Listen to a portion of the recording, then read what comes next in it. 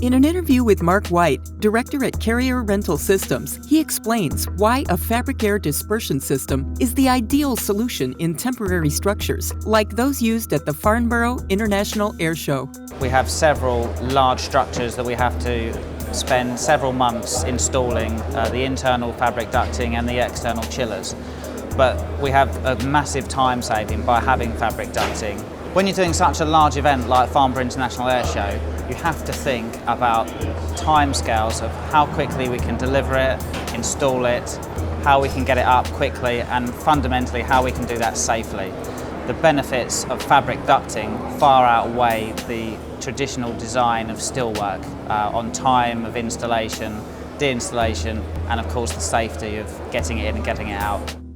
Installing FabricAir dispersion systems is 4 to 5 times faster than installing a conventional metal solution, and the load strain is significantly lower.